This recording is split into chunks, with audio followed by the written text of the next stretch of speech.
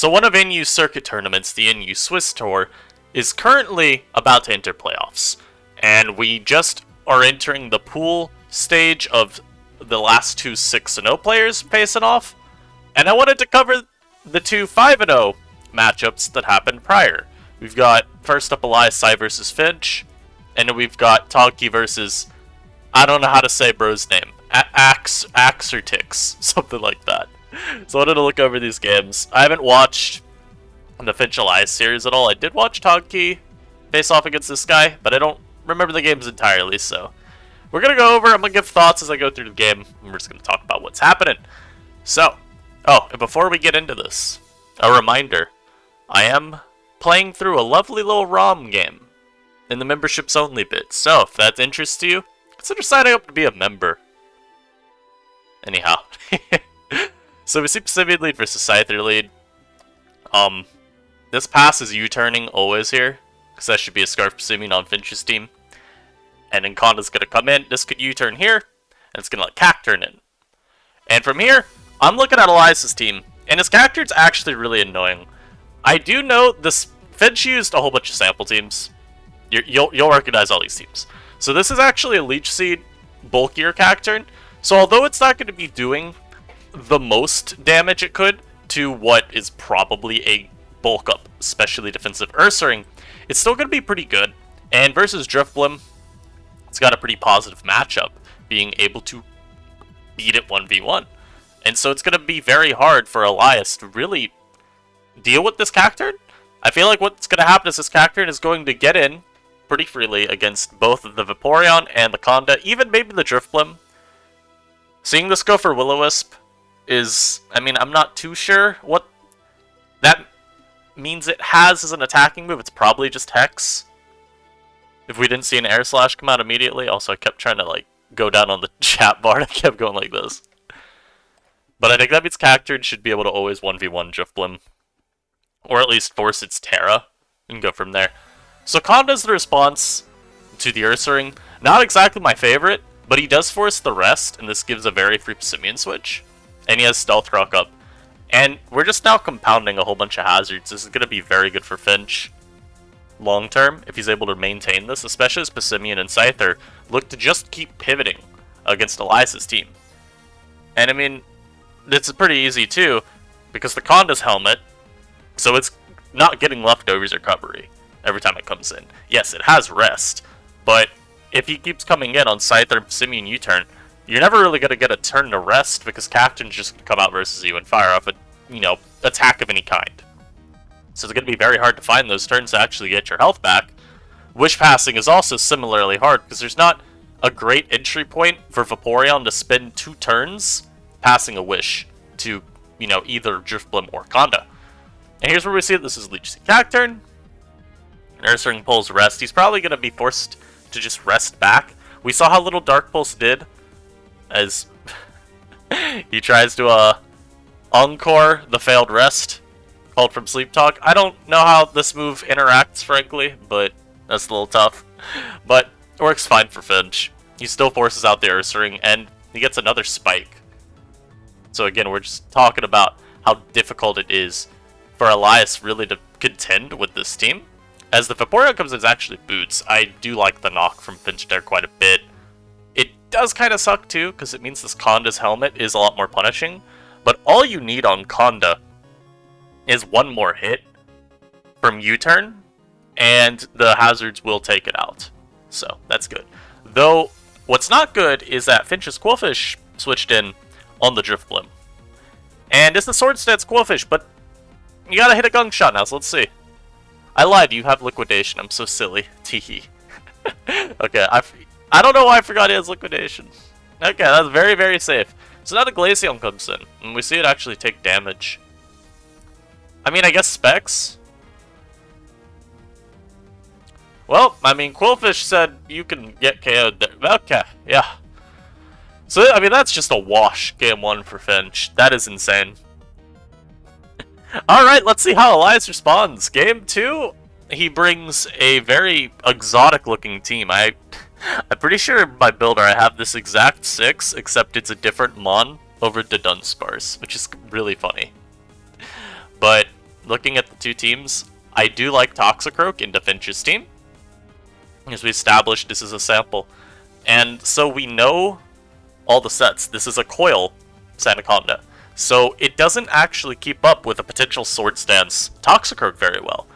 If Elias is like SDCC, I mean, this mon alone is just eviscerating Finch's team.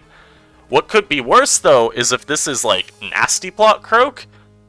I mean, it's even more vile, because then you have potentially Vacuum Wave to pick off the Jolteon, if it ever Terras. And we do know it's Terra Ice Jolt. So that's going to be very interesting. I'm going to look to see Elias try and navigate Croak in versus maybe the Lurantis to get a good turn to set up. Maybe even versus Passimian as it CC locks. So let's see how that goes. Oh yeah, I could talk about Finch's win con. This Clawwitzer's really good.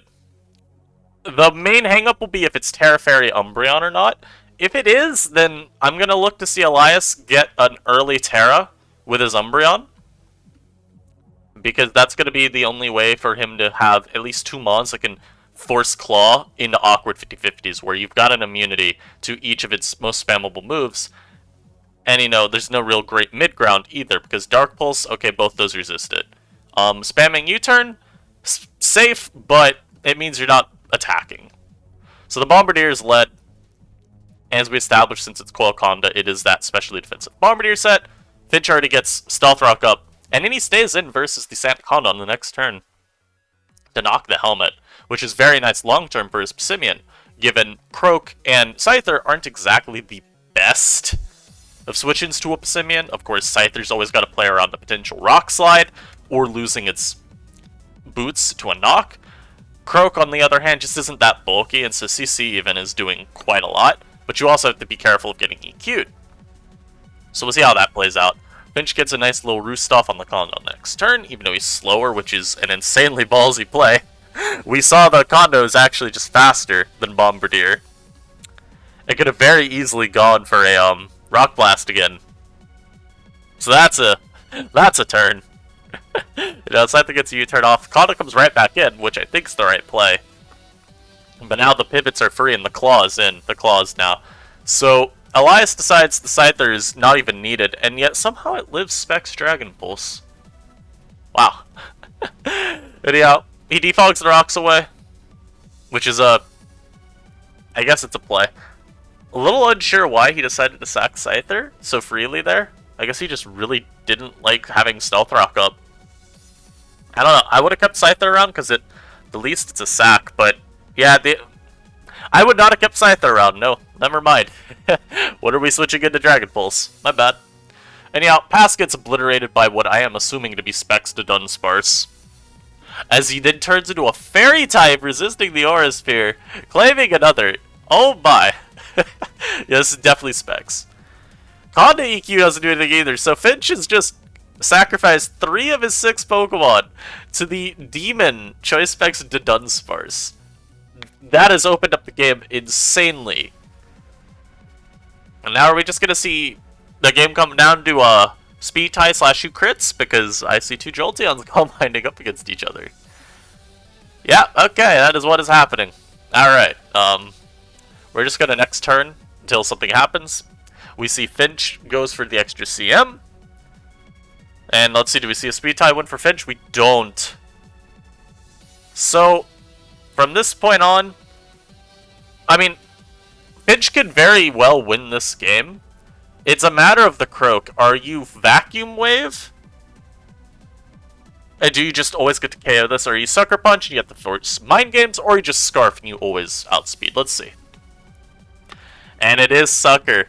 So if I'm Finch, I'm a huge wuss and I'm immediately switching to Bombardier. But it appears that Finch is deciding, you know what? No. I stall these 8 out. Let's see, that's 3. That's 4.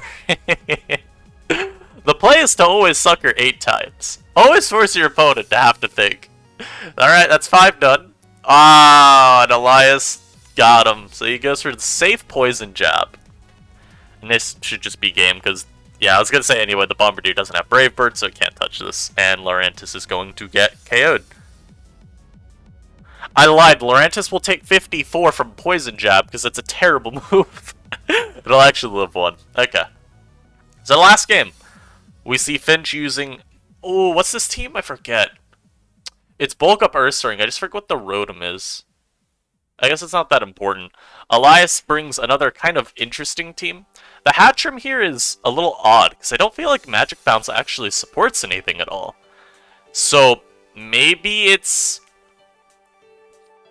I mean, I don't know. I think about this and I'm like, okay, we Calm Mind Hatchrim, and we're just hoping that Jolteon applies general pressure to like things like Muck and anything that might Terra Poison. And I just bring up Poison types because Hat, obviously, if you're running CM, you're Terra Fairy, and a lot of time you are forced to Fairy because your base typing's pretty bad. Or are we just gonna still be like that utility Nuzzle Healing Wish stuff with Hat? And then we're trying to maybe let Tauros or Jolteon wall break for itself and bring them back. Those are my like best two ideas of what's going on with the Hat on this team, because it otherwise does feel a little odd, but not the worst one. And as I look at Finch's team, what is my win con? Well, it's partly just the Ursaring. Terra Fairy Ursaring is absurdly good in this matchup, because you make it so that the Tauros does not just beat you down. And there's no Fairy Resist to be found either. It has to be like Terra Poison Cloth, if you're gonna have one. Or like, maybe Terra Steel Tauros, I guess, if you wanted to run that. Let's see how this goes. So Cloth leading to Scyther lead, this is the... That's the Zoro. I was gonna say it's the freest knock of your life, but no, it's Zoroark. And it's Anger Shell Cloth, but he gets flinched. That's pretty bad. Cloth will always get the sword, not the sword stance up, I mean the stealth rock up, because if you're Finch, you don't really have much reason to sack your Zoroark there. You know you have a Conda that's always going to tank a hit, and he probably just sets rocks here. No PEQs. I would have rocked up, because the Cloth is always just going to attack you on that turn, and if they go Hat, I mean, I guess you don't want to give up a turn to Hat, let it freely come in, but I feel like Cloth sack's kind of clear there. And they're always going to KO you, do your helmet if they attack you anyway, so it's not a big issue. Now the Poros comes in, and with Conda weakened, it's not the best, so this is like sub-bulk up, that'd be pretty demonic. Yeah, so remember when I brought up that I had tried building a team with sub-bulk up Tauros? I was like workshopping EVs or whatever, and I just couldn't get anything to work. This was before I saw that a good like 3 or 4 people use it at a tour game, so I'm just going to take entire credit for this invention. It was me. Not you, me. As we actually just see it sub it and throw a rock slide off, so it could be sub 3 attacks, which would be interesting. And of course the Ursaring will immediately go for its Terra. The Raging Bull does no damage though, which makes me think this is sub bulk up if you're not running close combat. And yeah, Elias is forced immediately out.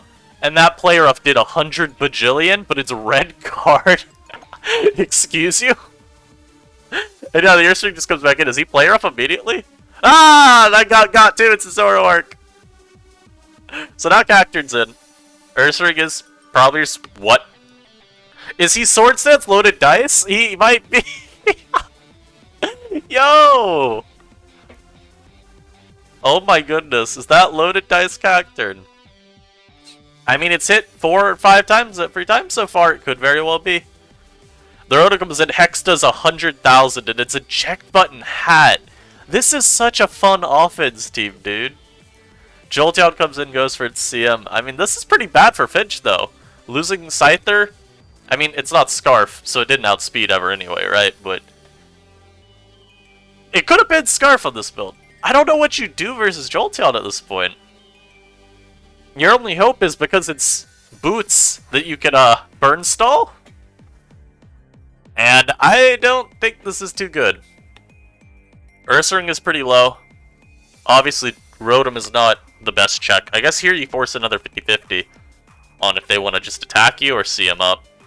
But they make the smart play and they just attack because you don't need more boosts. So now Finch goes into Zoroark, does end up sacking it there, hoping to get another burn turn. I do think he's playing that about as well he can. He's got to hopefully stall, and Elias gets him with the CM. That should be game. I think it was game no matter what, but yeah, I mean, the CM is good on his end, because if Finch, it's, you know, a Surf would have been bad. But that was good. And yeah, that eject button Hat was actually so good. I mean, let's go back and respect that eject button real quick. Because we gotta analyze exactly what happened here. This eject button came up so huge. Because Finch was ready to just fire off another attack. Okay, wrong turn, apparently. Where's the eject button turn? I've gone all the way back to turn 1. I am blind. Hold on, where's the eject button? Here it is. So, it's on the Rotom Hex, and it gets Jolteon in safely. Where it couldn't set up really all too safely on anything else, the Rotom is free fodder, and it's able to get the CM off and just win. That's insane. Well played to Elias. So we see Elias as our first victor. And now we've got Taki versus Axertix. And I'm gonna be honest, I'm not a fan of Axertix's Game 1 team. This feels very much like 6 Pokemon on one team that lack any sort of synergy. I remember watching the game and my immediate thought was, well, maybe they're just Chansey offense, because we've seen that in OU in previous generations, where people just slap a Chansey on an offense team, and they call it a day, because OU's got the luxury of having some stupidly good offensive Pokemon that provide really good amounts of defensive utility too, so it ends up working out decently for you. And you don't have to go like super fast-paced offense either, so it's not like Chansey slows down the pace of your team to a screeching halt either. And I do know this Taki team, this is like specs to Dunsparce, AV, Berserker. I think Scarf Rotom, because otherwise this team has no Pokemon above like 310 speed. Yep, above 310 speed, that'd be very awkward. And I generally would just favor Taki's team in this matchup, because you've got the AV Berserker that helps shut down quite a bit of the cheese going on the other dude's team. I think also, of course, the Dunsparce could be useful. Loki, spoiler, does nothing this game. But, in theory, that chance he ever goes down, the Dunsparce claims like 10. So let's see, Berserker lead is always pretty safe, because if you're worried about the Lycanroc being the lead and setting up Stealth Rock or something, obviously I would never expect that with the Chansey, but just in case, you always have Fake Out to break the Sash. And we also see Axertix Death Fodder off his Chansey. Turn 3 of the game. So, in theory, the Dunsparce could be incredible. And we also see Taki just decide, you know what? I do not need my Vaporeon. I will sack it to this Toxicroak. Which, okay. I'll be honest, these last 2 turns just confused the heck out of me. What the hell? We go Vaporeon in versus Croak. And then on the SD, we go Conda. Wait, you know what? No, it makes sense. I'm slow. What Taki decided is Vaporeon doesn't do anything this game anyway that I need it for. Because even, you know, it checks Zoroark. You still have AV Berserker plus Scarf Rotom to maneuver around it. The idea was they're probably going to go for an attack first. So go Vaporeon to let it take the hit. Then go Conda on the next turn so that it's at full, even though it's facing +2 Croak. Because then you don't risk, I guess you don't risk losing as badly. Yeah, there would have been 2 turns to get crit if you had done that. This way there's only 1 turn to get crit. Look at that. Insane brain. If that was Terrified and Croak, none of that mattered, but it wasn't, so it doesn't matter. Viv comes in, Giga Drain does nothing. And so the Rotom's gonna always just Volt here. That crit is annoying, because now Berserker comes in, just Fake Out. And Berserker's actually just very, very good at the end of this game, because it's always gonna beat Hat. It's always gonna check Viv with Fake Out. It's always gonna be able to revenge kill the Zoroark. Is just very, very nice. And Taki can actually get a Wish off now with their Vaporeon. And I mean, they're chilling. You can pass this off to Berserker if they need. They actually decide to stay in and break a potential Sash, which I actually also do like. Because you could always Wish Pass the next turn anyway. They will not get the Sash back from that Giga Drain. Wow. So what I thought would be a Wish to Berserker actually just is a Haze. Which is fine too. The Sash remains broken if there was one. And I mean, I'd assume there's a Focus Sash, just given there's a Hat on the team. Whenever taking the Fake Out, they go for Powder, and now they're going to try and just beat down Berserk while it's asleep, but they only get 1 turn. And that's really bad. I mean, at this point, I don't know what the win con is. This is the Rark, so Conda Sack is pretty safe. And then here you just go back to Berserker. Or Rotom. Yeah, either's fine. It actually reveals Scarf Zoroark, which is hilarious. Taki got God. You hate to see it. You hate to see it. And we're gonna see Lycanroc actually use its Terra. And Swords Dance, yo. Oh no. Thankfully for Taki, they do reveal their Terra Fairy Vaporeon. If they weren't Terra Fairy, it was a wrap. It was actually a snack wrap. Because a lot of Vapo are still like Terra Dark, or even Terra Steel occasionally. Can you imagine getting caught by that CC one-shot, and then like, what's your counterplay? You gotta hope Lurantis is bulky enough to tank that one. It might be. I'm not calcing it. I'm not doing it. But wow, and now of course Taki can always just sack there. Now Berserker plus Vapo will always be able to beat the Rark plus the Hat. But dang, that could have been real bad. Also, that Calm Mind. Imagine if there was not a Haze Vaporeon here, because the Berserker's low. I mean, it can't actually like come in and just beat it arbitrarily. But this should still be a fine line for Doug to take. Is the Hat's never going to be able to heal enough. And yeah, I mean, I'm just going to fast forward that and watch the Rark die. Now we get a game 2. This is a lot more standard looking of a team, I would say. Taki brought the bulk up Floatzel squad, which I am a pretty big fan of. I think it's a very fun team. Not sure bulk up Floatzel is that good of a mon, but it's very fun. The one hang up I would say from this game, and I do know what happens, Coil Eel, just sitting back there lurking. Now, Taki's not without counterplay. You do have the Rotom. A lot of time, Rotom is Trick, or Will-O-Wisp, or both. And all of that can help beat down an Eel. And I would guess on this team it's Scarf Rotom, because again, we're looking at a team that's otherwise way too slow. For how non-just defensive it is. It's not like a full stall team, and so if you've only got like Floatzel, I feel, out there as your fast one, it's just a little awkward team composition.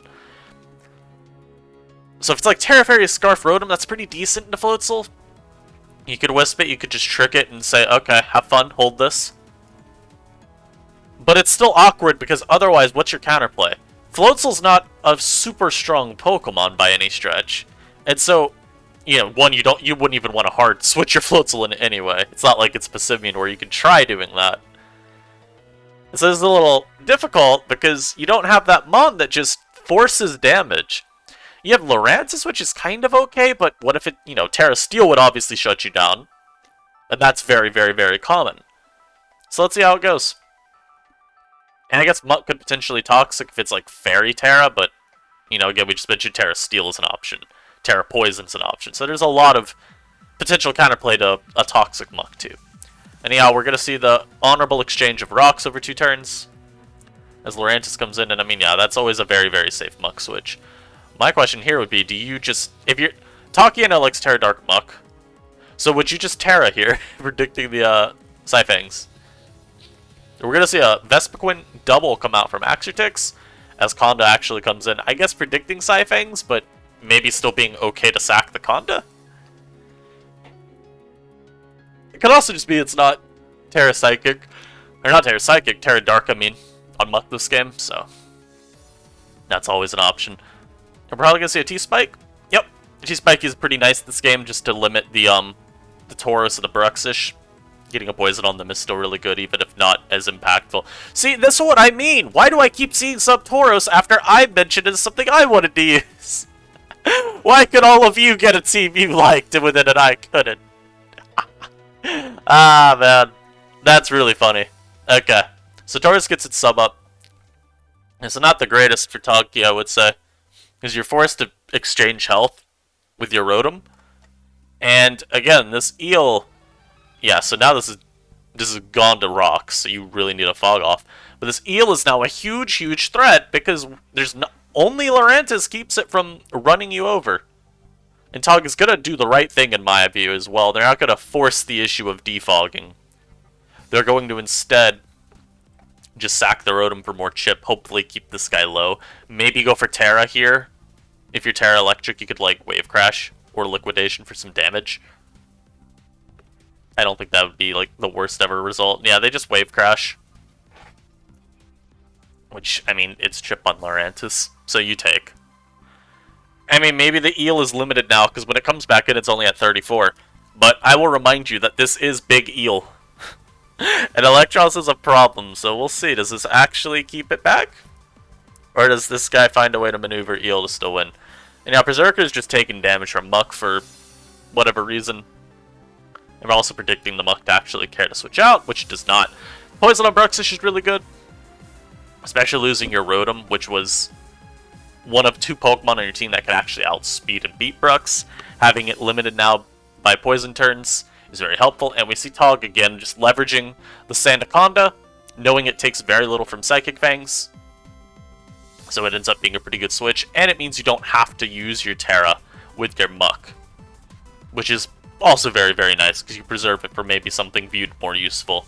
Say maybe you want to Terra with the Ursaring instead, once the Berserker's down. We just see Tog predict the Vespiquen come in, and then Terra the next turn to absolutely destroy it. Very, very well done. And just think, if they had gone for Terra with Muck earlier in the game, would not have been able to do that. Getting rid of Vespiquen's pretty nice, though. And just because it's a very generally bulky Pokemon that can disrupt teams with Toxic. So it's just nice not to worry about that. And of course, Lurantis, just doing normal Lurantis things. Tauros comes in, you don't care. You yum these CCs. And I mean, from this point, you would think the Lurantis would... I actually think I would have synthed until that Mon went down. Though you always play against the bulk up turn, so I get it. I think after synthing once, going for Terra Blast is pretty free. Because maybe your opponent then's thinking, oh god, they're going to synth stall me. Okay, I guess I'll bulk up. So, pretty fair play. Naturally, the problem with having gone for your Terra is that you're not water resistant anymore. So Brux can actually just wave crash the Lurantis when to take it out. Fortunately, Tog always had the sack of the Conda still in the back. So now it's down to a 4v3, and now it's down to a 4v2. Let's see. We got Eel Lurantis versus Floatzel Ursaring, Lurantis Muck, and the Eel comes in immediately, so you know a Terra's coming. And as I have said, Poison Terra Eel, use it more, as it just turns into a different type. Taki burned their Terra too early, apparently. Also, I don't know if there was... I think after losing Rotom, this was always gonna just kind of win. But the Eel goes for its coils, and yeah, barring a crit, it wins. A Wave Crash just barely not strong enough. And the Eel's going to Drain Punch all the health back. And I'm here to tell you, it does not get better from here. Okay, I mean, look, that's about as better as it's going to get for you. +2 Eel's Drain Punch still just bouncing off the Lurantis is really funny. But yeah. Terra Stylization, man. That is one hell of a drug, and even though the Eel isn't exactly that strong, it has all the bulk it needs, it's gotten all the health back that it could, and now we're just going to see it slowly but surely win this game.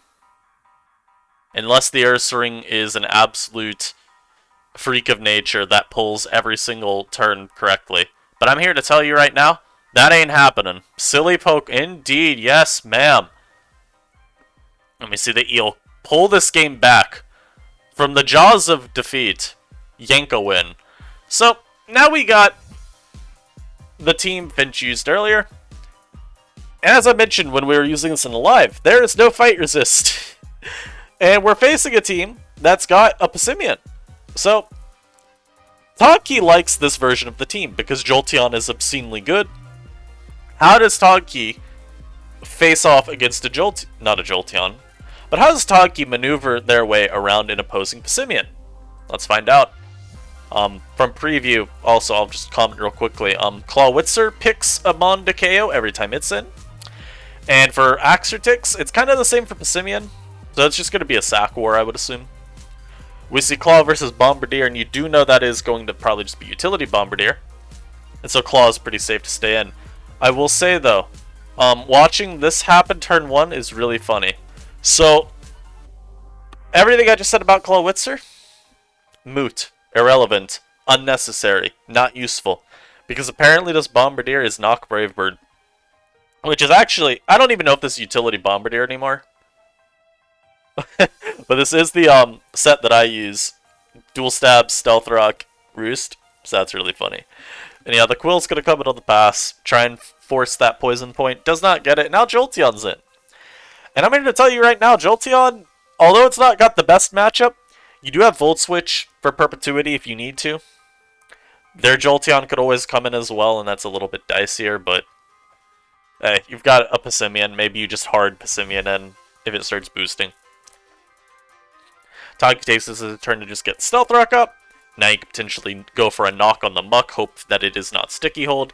Unfortunately, it is. There's another thing that I have spoken pretty positively of. I do think Sticky Hold Muck is pretty worthwhile. And we're actually seeing that this is a bit of an older Muck set too. The Protect sets, I feel, haven't been used. I mean, it's still common, it's just, in my experience, we're seeing a lot more T-Spikes Haze as opposed to T-Spikes Protect. And yeah, Conda gives a free turn to Appleton. And really the only thing that can switch into Appleton on Tog's team at this point is the Lurantis. As Tog actually decides to stay in and go for a Rock Blast. Perhaps trying to catch a double. And then Conda going for Coil there is absolutely demonic. Yep, we can see Lurantis now come in against the Appleton. And this is kind of a scary matchup if you're ever facing off against like an offensive Appleton.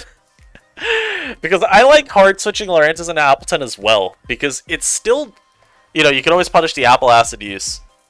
But, oh god, if it's Specs, then you're giving up a Pokemon. Draco is not treating you very kindly. Let me see the Passimian, safely knock the Quill. Spike goes up. Yeah, so I was about to say, I want to see this Jolteon immediately come in as they try to set up more spikes.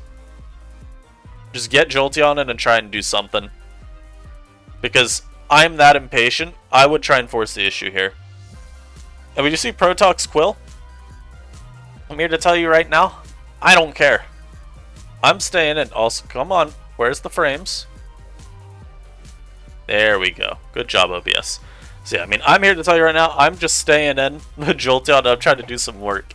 I feel like Jolteon is your mon that forces the issue the hardest if you're Tog, and you really need to just force some progress.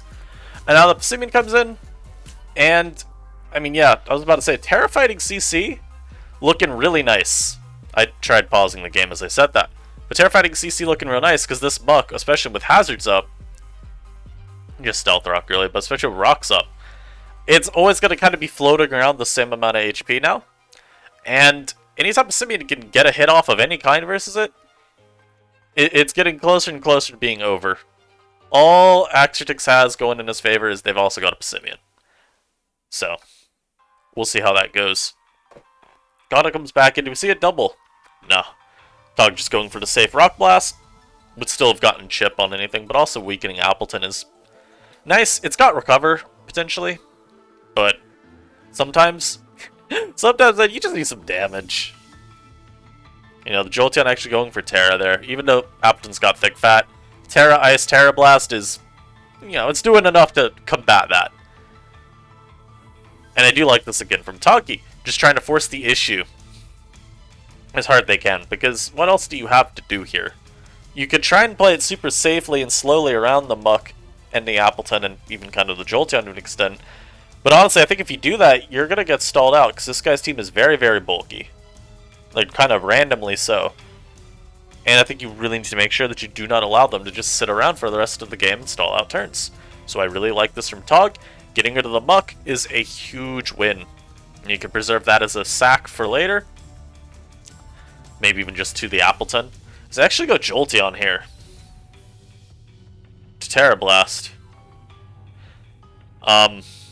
That's an odd play. I would have gone Appleton there. I think it's just as safe. The Jolteon obviously can't double in. And I guess, yeah, so I would have gone Appleton because I would have Dragon Tailed. Knowing you can switch into the Conda and not worry about it doing anything, I would have just detailed and hoped to draw the Jolteon in just to make sure it goes down. Or even draw in a Passimian, force it to take a little bit more damage. But now, the CC spam is going to happen. Each team now gets to just close combat and try to win speed ties. That's how this game is going to end. Simeon of the other person's comes in. It just U-turns. So now we're going to get Jolteon in, and I'm here to tell you, this game comes down to a speed tie. Game comes down to a speed tie. Whoever wins the speed tie wins the game. Taki has won the speed tie, and so the game is over. Yeah, the Passimian speed tie is really funny. That's kind of... I was going to say that's kind of how this generation pans out, but I'll be honest, I have not seen too many games come down to specifically Passimian speed ties. It feels like a Sun and Moon anything. But yeah, we've got the final round of regular season, I guess I'll call it Swiss, where we'll have Togki facing off Elias for what I assume to be the 1 seed in playoffs. However, that ends up affecting like bye week stuff. Yeah, both series went 3 games, which I think is also pretty cool. I hope y'all enjoyed this coverage. I will be doing a video on Taki versus Elias whenever that happens. I was told it would happen yesterday. It didn't, so I guess we got some liars in the Inu community. Truly shameful. Hope y'all enjoyed this though. I'll catch y'all next time. Peace.